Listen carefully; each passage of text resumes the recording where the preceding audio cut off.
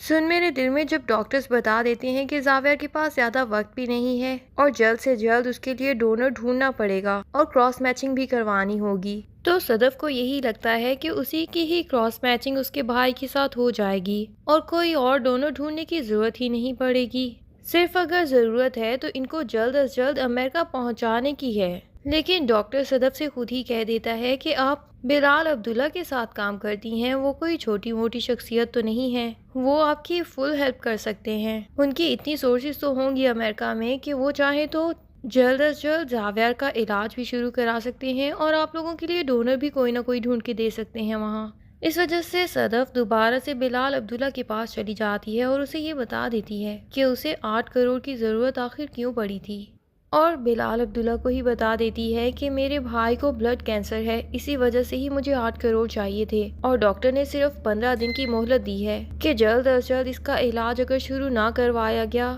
تو پھر شاید امید نہ ہو اس کے بچنے کی، اور پھر ڈونر بھی انہیں 15 دنوں کے اندر ڈھونڈنا پڑے گا، جو کہ مجھے یقین ہے کہ میں بن سکتی ہوں۔ میرا بلڈ اس کے ساتھ میچ ہو جائے گا، مجھے آپ کی صرف اتنی مدد چاہیے کہ آپ اس کی رپورٹس اور میرا بلڈ امریکہ بھجوا دیں۔ بلال عبداللہ حیرت سے صدف کو دیکھتا ہے، اس کی بات سنتا ہے تو کہتا ہے کہ اسی بات کی وجہ سے ہی نامدار مرزا بھی اندر ہی اندر گھٹ کے مر گئے، اور یہ بات مجھ سے شیئر کرنا ضروری بھی نہیں سمجھا اور مجھ پہ اعتبار بھی نہیں کیا۔ اور پھر صدف سے کہتا ہے کہ آپ نے بھی تو مجھ پہ اعتبار نہیں کیا، ویسے بس چیک لیا اور یہاں سے چل دیں۔ کیا آپ کو تھوڑا سا بھی اندازہ ہے کہ اگر ڈاکٹر نے 15 دن کی مہلت دی ہے تو اس کا مطلب ہے کہ پیشنٹ کا ایک ایک دن کتنا قیمتی ہے، اور آپ نے اتنے زیادہ دن انتظار کرتے کرتے ہی ضائع کر دیے۔ پھر بھی صدف کو زیادہ ٹینشن نہ ہو اس لیے وہ اسے ریلیکس کرتا ہے اور سارا کا سارا معاملہ خود پہ لے لیتا ہے اور صدف سے کہہ دیتا ہے کہ اب آپ ٹینشن فری ہو جائیں،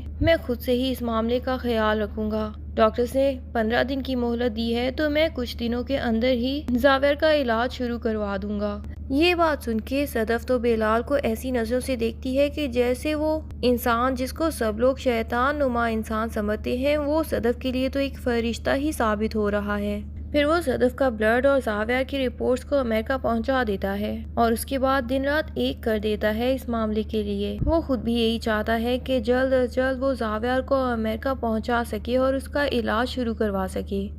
دوسری طرف صدف بھی جب بلال عبداللہ کا یہ چہرہ دیکھتی ہے تو اسے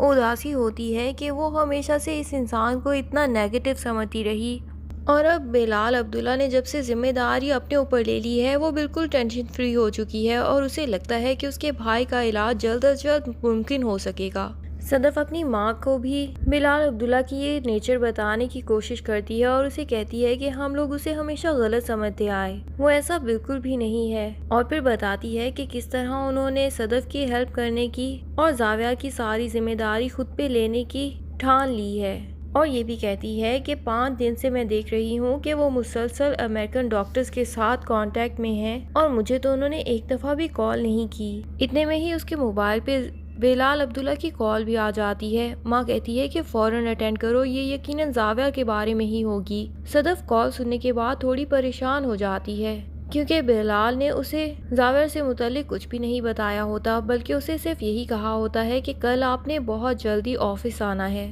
صدف صبح ہوتے ساتھ ہی آفس چلی جاتی ہے اور بلال عبداللہ کے روم میں چلی جاتی ہے۔ عمار، جس کو ٹینشن ہو رہی ہوتی ہے کہ صدف آج ابھی تک آفس کیوں نہیں آئی، وہ ریسیپشنسٹ سے پوچھتا ہے تو وہ اسے بتاتی ہے کہ وہ تو بہت پہلے ہی آفس آ چکی ہے اور سر کی کیبن میں ہے۔ یہ بات سن کے تو عمار بہت زیادہ پریشان ہو جاتا ہے اور وہ ہمشا کے پاس پہنچ جاتا ہے۔ ہمشا اسے دیکھتے ساتھ ہی کہتی ہے کہ میں تو پہلے سے ہی جانتی تھی، اور عمار کو حوصلہ دینے لگ جاتی ہے۔ ادھر صدف بھی دھڑکتے دل کے ساتھ بلال عبداللہ کے آفس میں پہنچ تو جاتی ہے، اس کا دل کہہ رہا ہوتا ہے یقیناً کوئی خطرے کی بات ہے، تو بلال اس سے کہتا ہے کہ آئی ایم سوری، رپورٹس آ چکی ہیں اور پتہ چلا ہے کہ آپ دونوں کی کراس میچنگ نہیں ہوئی، یعنی آپ ڈونر نہیں بن سکتی۔ صدف تو پریشان ہو جاتی ہے اور کہتی ہے کہ اس کا مطلب ہے کہ کیا میرا بھائی اب نہیں بچے گا، لیکن بلال عبداللہ اسے تسلی دیتا ہے اور کہتا ہے کہ ڈونر کا انتظام بھی ہو چکا ہے، اور وہ بتاتا ہے کہ اب 5 دن کے اندر اندر زاویہ کو امریکہ پہنچانا ہوگا۔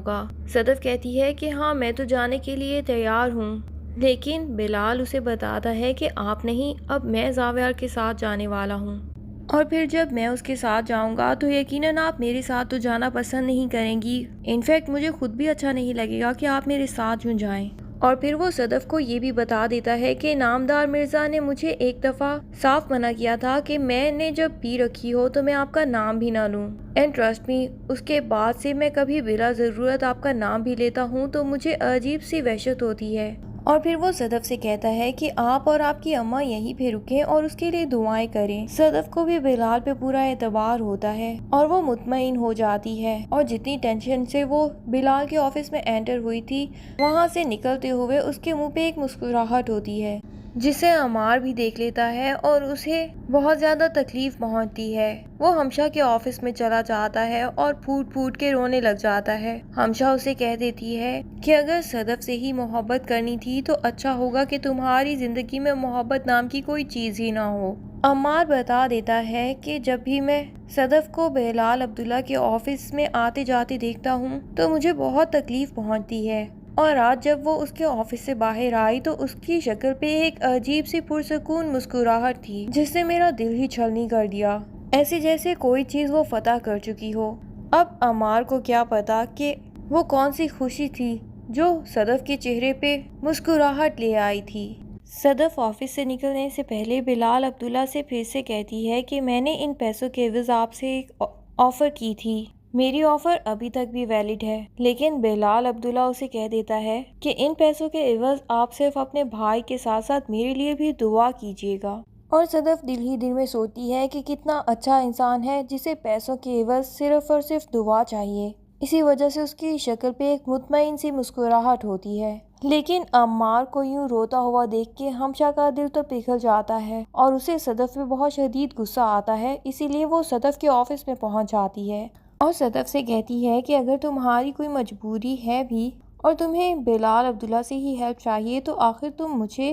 اور عمار کو بتاتی کیوں نہیں ہو؟ عمار تمہیں اس طرح بلال عبداللہ کے آفس میں آتا جاتا دیکھتا ہے تو وہ بہت زیادہ دکھی ہو جاتا ہے اور مجھے ڈر ہے کہ کہیں وہ خود کو ہی کچھ نہ کر لے۔ صدف بھی کہہ دیتی ہے کہ اگر ایسا کچھ ہے تو اسے کہیں کہ میرے لیے مر کے دکھا ہی دے تاکہ مجھے بھی یقین آ جائے کہ اس نے جھوٹ نہیں بولا تھا۔ ادھر ہمشہ دوبارہ سے عمار کے پاس جاتی ہے اور اسے کہتی ہے کہ تمہیں جلد از جلد صدف کو بھول جانا چاہیے کیونکہ اس کو تمہاری تھوڑی سی بھی پرواہ نہیں ہے، اور اس نے یہی کہا ہے کہ اگر عمار واقعی ہی مجھ سے محبت کرتا ہے تو اسے چاہیے کہ جان دے کے دکھا ہی دے۔ اب اسے کیا پتا کہ عمار کتنا سیریس ہے صدف کے معاملے میں، وہ سچ میں نیند کی بہت سی ٹیبلٹس کھا لیتا ہے۔ ہمشہ جب اس کے روم میں پہنچتی ہے تو دیکھتی ہے کہ عمار کرسی پہ لڑک رہا ہے اور اس کی طبیعت بہت خراب ہو گئی ہے۔ وہ فوراً سے پہلے عمار کو ایمرجنسی میں لے کے جاتی ہے اور دعائیں مانگتی ہے کہ اس کو کچھ بھی نہ ہو، اور پھر وہ صدف کے پاس پہنچ جاتی ہے اور اسے بتاتی ہے کہ عمار نے بہت سی نیند کی گولیاں کھا لی تھی اور وہ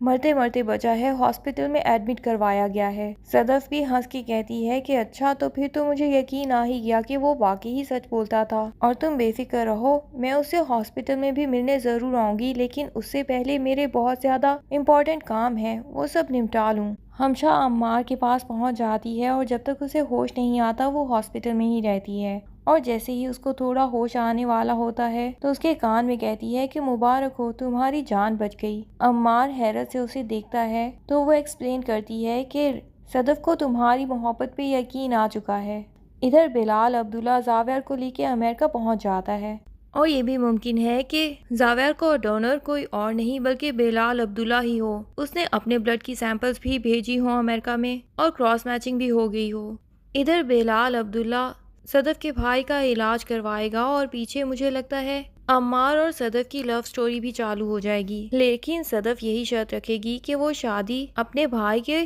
صحت مند ہو کے واپس آنے کے بعد ہی کرے گی۔ تو جب بلال عبداللہ واپس آئے گا اس کے بعد شروع ہوگی صدف اور بلال عبداللہ کی لو سٹوری، جو کہ بہت ہی زیادہ انٹرسٹنگ ہونے والی ہے۔ لیکن ڈرامے کی اگلی سٹوری جاننے کے لیے چینل کو سبسکرائب کرنا نہ بھولیے، اور ویڈیو پسند آئے تو لائک اینڈ کمنٹ ضرور کر دیں۔ Thank you.